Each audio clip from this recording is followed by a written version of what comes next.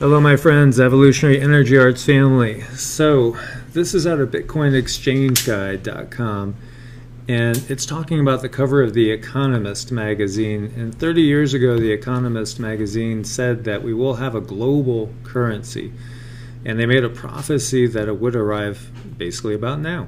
And so 30 years later, and that's the question, where is it? And so many are talking about it. And so many are saying we're in for an October surprise, and it's just about to be unveiled. And the question also is crypto going to rule the world? Is it going to be a cryptocurrency? So, as this article says, October 10th, 1988, The Economist made an interesting prediction. In 30 years, the world should be ready for the new world currency. And I know that sends shivers down many spines there.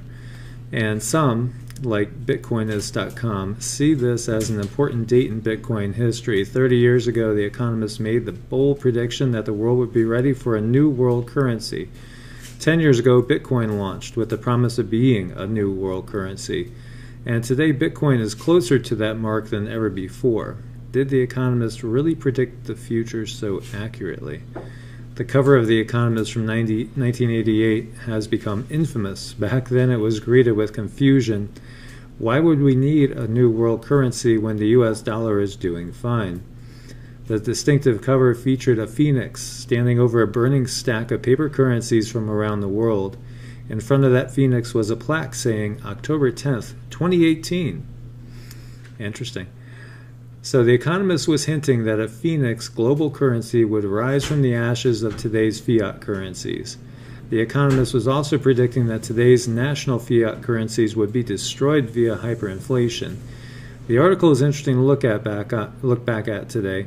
The article predicts a future where international economies have become increasingly intertwined. It's a future where we have less use for national currencies and more of a need for a global currency. And so here's a link to the article. And things have been buzzing, especially this month, all about this. Are we closer to that? And in reality, we could see that there's a divide in the world, which has definitely grown stronger. You have the BRICS nations. We see the petrodollar being dumped by many nations, and the petro yuan rising, and we see a lot of alternatives going on. We see alliances breaking down, and who would have predicted 30 years ago that we would have a President Trump, for instance? And there are some. There's actually a book that talks about that, right?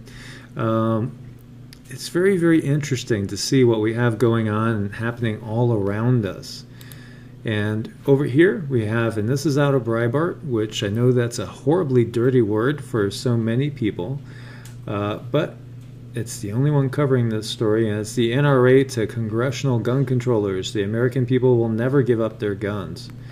And this is coming before, obviously, the midterm elections, and just making a statement, basically, as it says here, as the Democrats double down on gun control as a central message for the fast approaching midterms.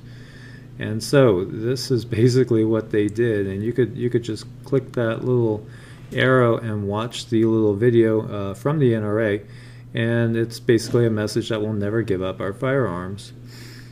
And so many people are always aware and very worried about losing Second Amendment rights, and many people are aware of the fact that First Amendment rights are the things that are dissolving quicker than anything. Facebook says Russian firms scraped data, some for facial recognition. So this is on the same day that Facebook announced that it carried its biggest purge yet of American accounts peddling disinformation. The company quietly made another revelation. It removed 66 accounts, pages, and apps linked to Russian firms that built facial recognition software for the Russian government. Facebook said Thursday that it removed any accounts associated with Social Data Hub and its sister firm, Fubotech, because the companies violated its policies by scraping data from social network. Facebook has reason to believe your work for the government has included matching photos from individuals' personal social media accounts in order to identify them, the company said in a cease and desist letter to Social Data Hub that was dated Tuesday and viewed by the New York Times. Facebook gave the companies until Friday to detail what data they had taken and then to delete it all. The case illustrates a new reality for Facebook. Social Data Hub and Fubotech have been around for at least 4 years, relying in part on Facebook data to build products that might alarm some civil liberty advocates.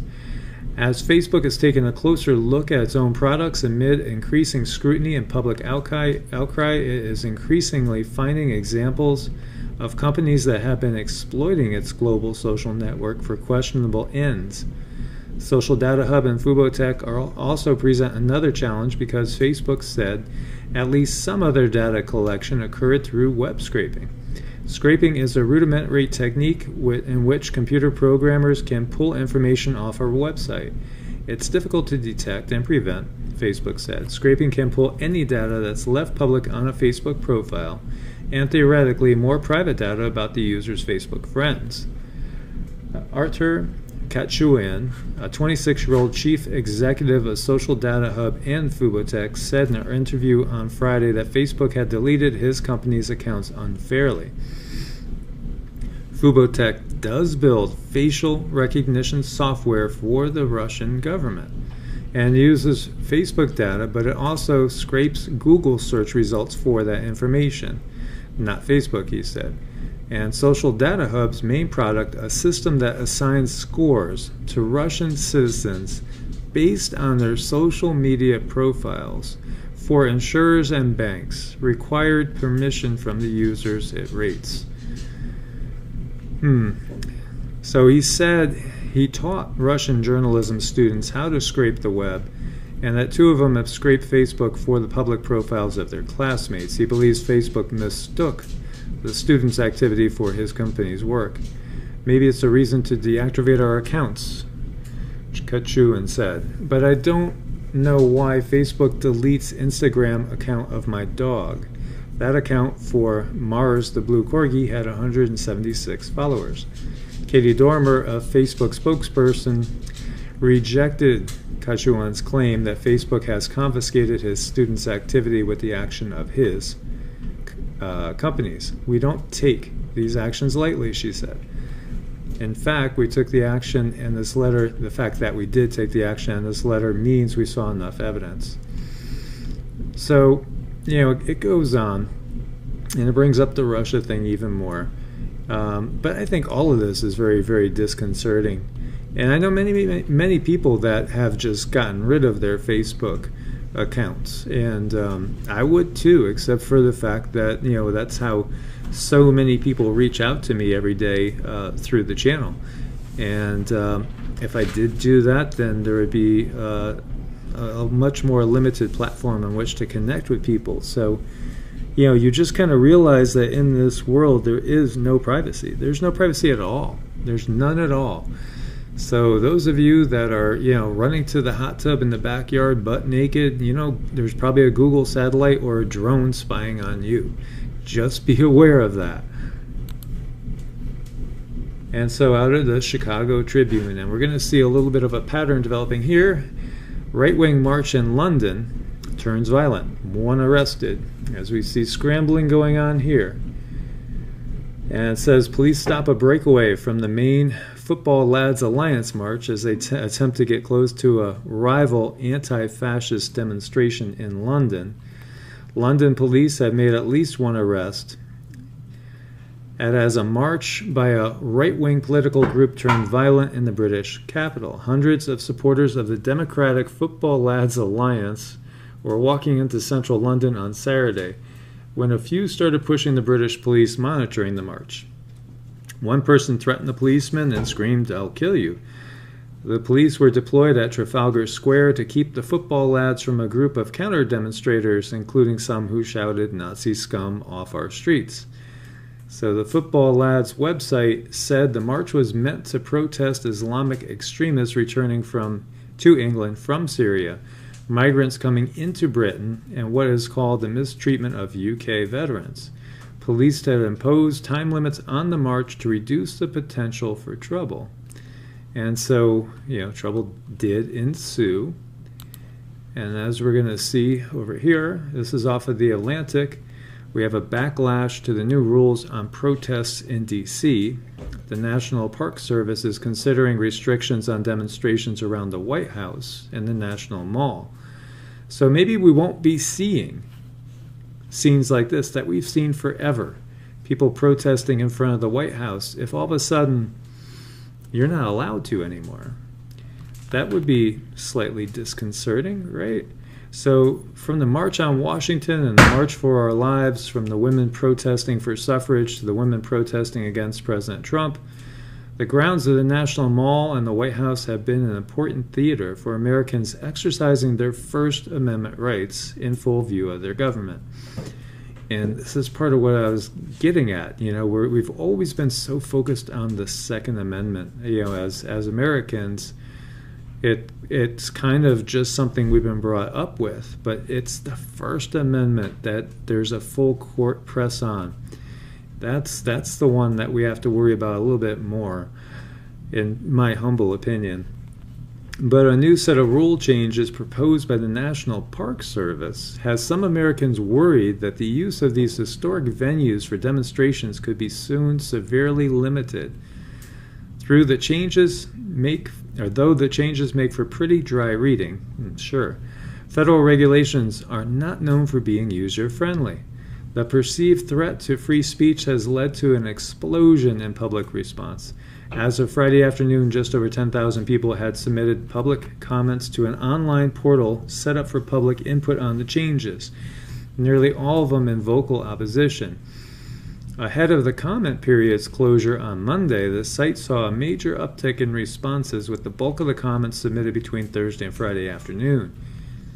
Brent Everett, a spokesman for the NPS, told me that it's high time for the regulations to be updated. It's been over a decade since our last revision, he said, and the proposed rules will cut down on complexity. But the timing is concerning to some observers who worry the Trump administration is behind a push for new regulations, which will almost certainly limit the prevalence of demonstrations near 1600 Pennsylvania Avenue. There's no public evidence that the White House is pushing for changes. Two of the provisions that are most of concern: one would restrict how much the White House sidewalk is available for protests, shrinking the available area by 80%. The other is categorized as a consideration rather than a proposed rule change. But it's been controversial nonetheless. The NPS is thinking about requiring people who apply for a demonstration permit to pay fees to allow the NPS to recover some of the cost of administration, cost historically picked up by the federal government. It's not clear from the proposal how exactly the fee would be assessed, but Everett said the idea was triggered in part by the rising cost of public safety. Arthur Spitzer, the legal co-director of the ACLU of D.C., posited that it could include paying for cleanup, increased police presence, and other costs incurred by demonstrations. So, this is disconcerting, and if you look at it and you think National Park Service, but that's how it comes out in a way that might allay worries and concerns, because you might not think it's something to do with the National Park Service, whatever. But no, it's basically something to do with First Amendment rights, which are deteriorating and have been deteriorating rapidly, and we've been seeing that has been the biggest assault that we're seeing. So, scenes like this might go bye-bye. And so if we're not able to speak up, where's that going to lead? That's a big thing. 41 arrested during Marriott protests in San Francisco. And so 41 Marriott hotel workers in San Francisco have been arrested for blocking traffic. 3,000 Bay Area Marriott employees went on strike last week demanding better pay, better safety, and job security. Many people say their pay with Marriott forces them to work more than one job to pay for rent and bills. The strike is expected to continue as the workers with the Union Unite Local 2850 say they spent months in negotiations and nothing happened, so they're not backing down now. And we see 41 have been arrested. interesting. It's like this is a protest against the corporate world and unfair working conditions. 41 arrested right there. Look at that number compared to what we had in London. And then over here in Berlin, we had protests against racism and right-wing populism that drew over 200,000 people. And so over 200,000 protesters marched the streets of Berlin, Germany, on Saturday in a stance against right-leaning populists, DW reported. The march, which focused on a handful of issues such as racism and immigration, was supported by 10,000 organizations who declared their support last week. A dramatic political shift is taking place. Racism and discrimination are becoming socially acceptable, the document read. What yesterday was considered unthinkable and unutterable has today become a reality. Humanity and human rights, religious freedom, and the rule of law are being openly attacked. This is an attack on all of us. Many marchers feel a right-leaning, unwelcoming leadership is among them, from politicians to ordinary citizens. Protesters express the importance of welcoming immigrants to settle in Germany. There are people here who want to show that they don't support what's going on in Germany, including from established politicians. All this hate, this whole debate about immigration, said a marcher and social worker, Rola Saleh.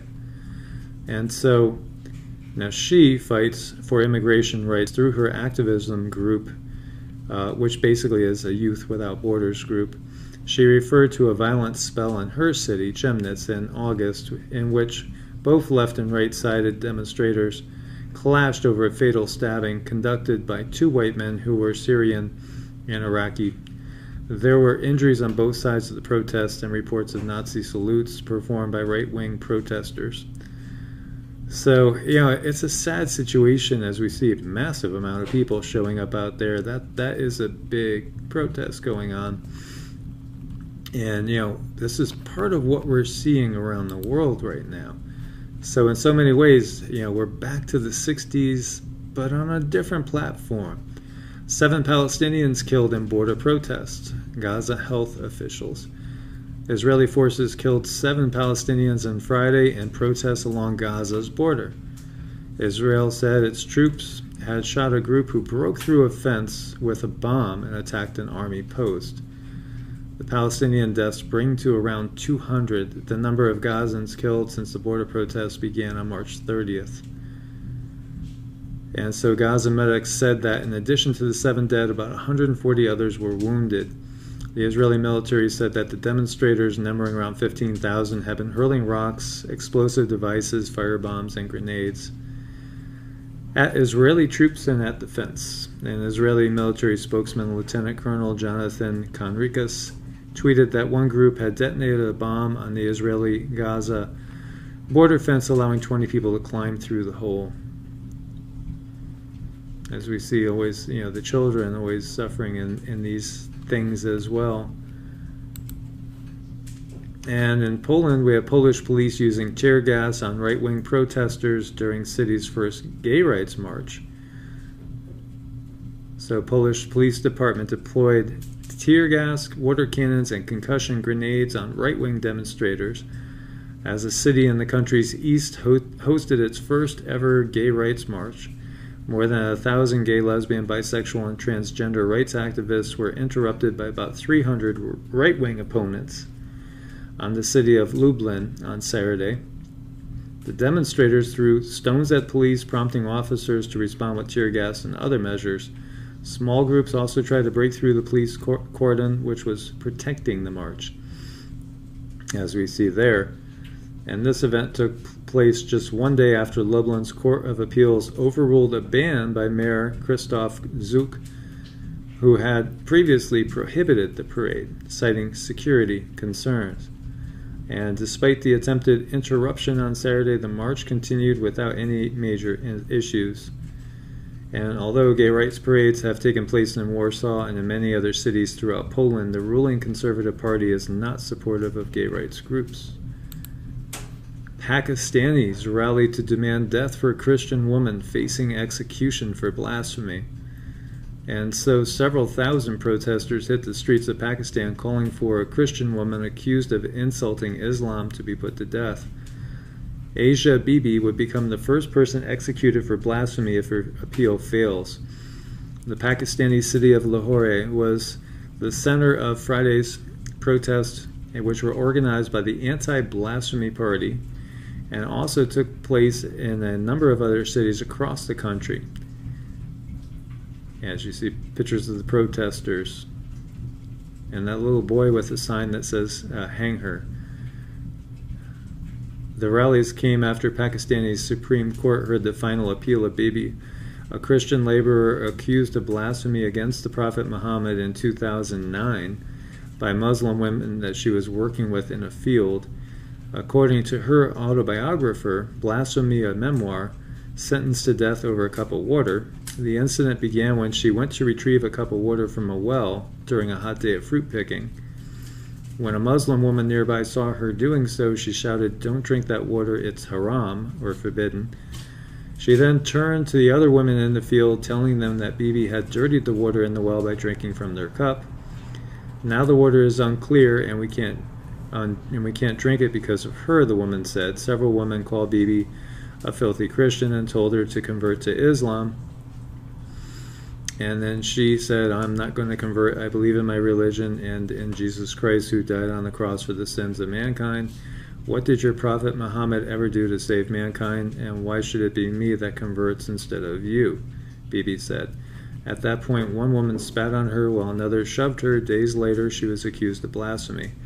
And Friday's protests came despite the court saying it had reached a judgment at a hearing on Monday, but that it would not be released immediately for reasons to be recorded later.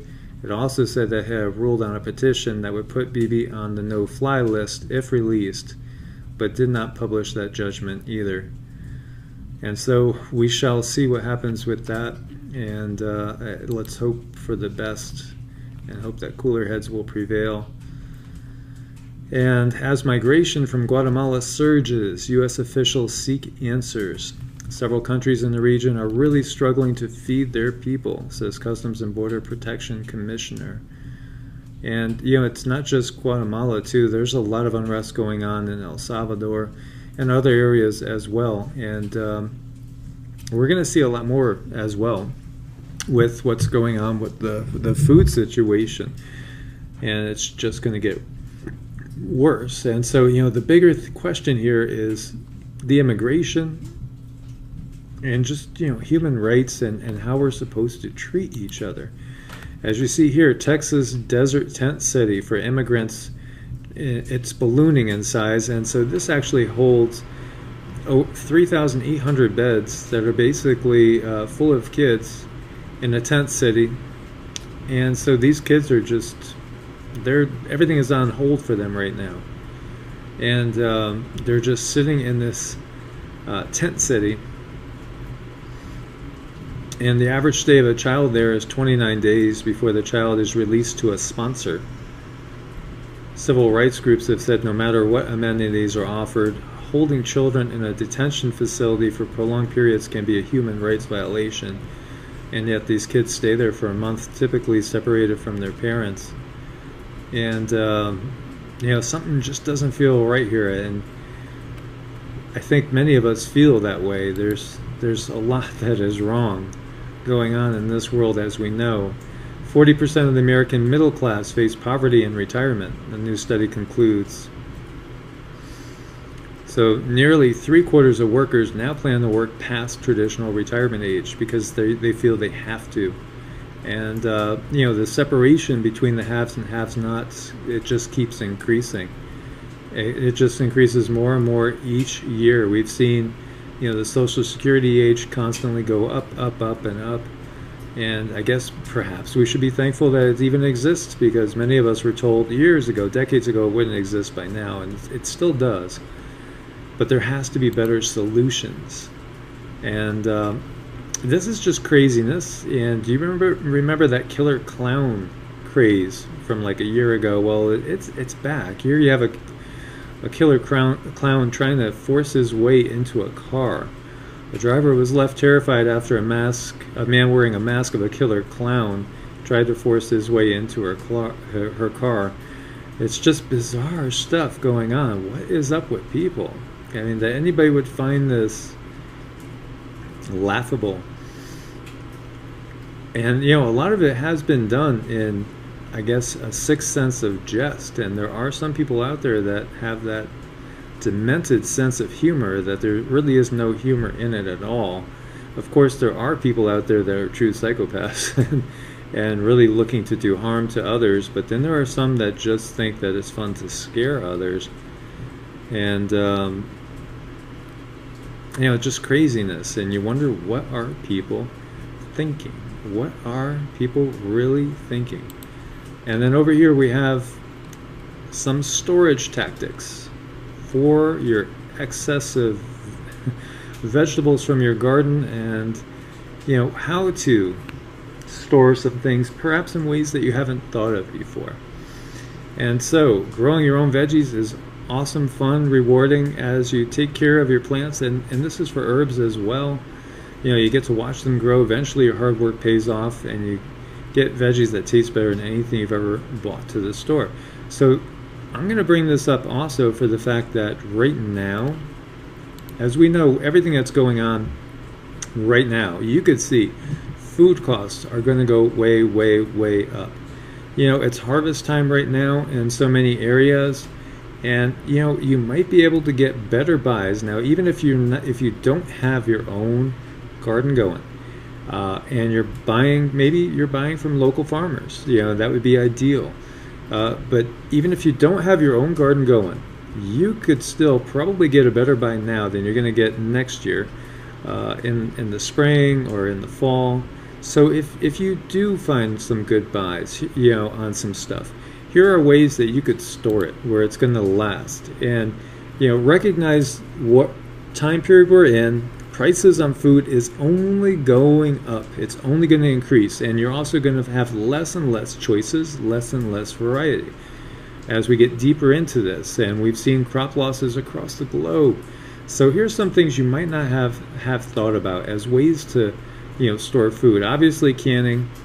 And I remember when I was in Connecticut, I would be lucky to get maybe a handful of good tomatoes. And then when I went down to South Carolina, you know, I overplanted tomatoes, and I had more tomatoes than I could possibly use in a decade. It was just amazing the amount of tomatoes I had, so I was just canning like crazy. And it was wonderful, actually, a wonderful problem to have. Same thing with peppers. I always had problems growing peppers up in Connecticut, and then down South Carolina, I had peppers up the wazoo. It was, again, a wonderful problem to have. So canning, you could definitely can, and of course I'll have the links for you guys to go read through the whole article. And canning is great. Pickling, now some people might not consider this, and I know Lisa Lavender has pickled a lot of veggies as well, and you can pickle just about anything you could think of. It's not just about cucumbers. And so, you know, and you could flavor it as well by throwing in garlic cloves and herbs and things as well. And, you know, it's another great technique to use. Drying is another easy way to preserve your excess produce. And this process will change the texture and flavor of your veggies substantially, making dried veggies an exciting addition to a dish or a tasty snack. And so, you know, you could dry tomatoes and peppers as well. And that's another option to use. And then, of course, freezing. You could put them in airtight bags and stick them in the freezer. And many people have secondary freezers as well. And so that's another option. And you can make chutneys or broth. And then you could also store that. And I will do that as well. I love chutneys. I love Indian food. It's my favorite food by a mile. And so this gets into that as well. And so, you know, just some other options. Maybe you guys haven't thought about it as, you know, before. Hopefully this has given you some ideas. Now, I wanted to get back to that whole thing going on with all those protests. Again, you know, as Americans, we're always worried about our Second Amendment rights. But really, it's pretty obvious that the First Amendment, and, you know, it's not just here in the U.S. that the First Amendment is under fire. It's globally. And again, we already are a global society. Go back to that first thing. We're talking about, first article, we're talking about global currency. We are a global society, whether we realize it or not. It already is, and there's a transition period going on. And we'll be recognizing that more and more. Recognize that, you know, our freedom of speech is under attack. So that's one of the things we have to be so concerned with. And we've seen that it really does make a difference when we start to speak up more. It really does. And if we don't speak up at all, then obviously it's going to be gone. Sayonara, over. And then we're in big trouble. So we have to recognize what's going on. And as we see, these protests come from the left and the right, and there is basically the potential for violence from both the left and the right. And so, you know, we can't just simply blame it on the other guys if we find that we are in the matrix that we've talked about before. The first thing to do is to take a step back and to try to look at things truly objectively, which, you know, it can only be done if you detach yourself emotionally from the situation. And that's easier said than done, but it can be done. We must detach ourselves emotionally from the situation. And then we must look truly to find solutions from basically an unemotional point of view. And that is something that is a challenge, definitely a challenge. And when we see, like we were talking about, that woman, that Christian woman who, you know, might end up getting the death penalty, basically because she drank water from a well that people that were not of her religion would not want to drink from after she drank from it. And, you know, I think a lot of us would look and think that is just some of the silliest things, you know, to even think of, to consider. Some things that are important to one group will not be important to others, but we must really become aware of how we are made separate and put against each other through religion and politics. Because when you look at it, it's religion and politics that have led to so many wars. You know, differences in opinion on those two things. If you take those two components out, and of course there's human greed, that desire for, you know, coveting what thy neighbor has, basically, or wanting more, or being jealous of the neighbor. That's, you know, whoever that neighbor is, whether it's country with country or person with person. You know, that's obviously another thing that adds to this. But this is a critical time frame, because this is going to be all about getting past those differences. This situation we find ourselves in, you know, this is what needs to be bridged. You know, there has to be a bridge that's created between the left and the right, the conservative and the liberal, the Christian and the Muslim, and the atheist, you know, and all of the above. And it starts again from being non-judgmental. Because every time we judge somebody else, you know, we're basically separating ourselves from them.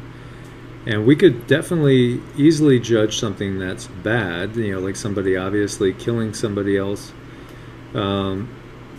and not in self-defense, or there's so many other things we could judge as being wrong, and you know, it can be obviously wrong, but still we don't want to focus on the separation and the, you know, the things that separate us, and because there's enough of that going on as well.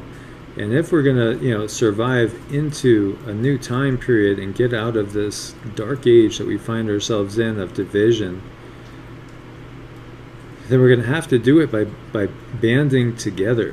Now, do you really think that those Muslim women, if there was a natural disaster that went on, and, you know, that Christian woman had perhaps saved one of those Muslim women, and there was only one well there, to drink out of, and there's just devastation all around from some sort of natural disaster, do you think they would still have these issues?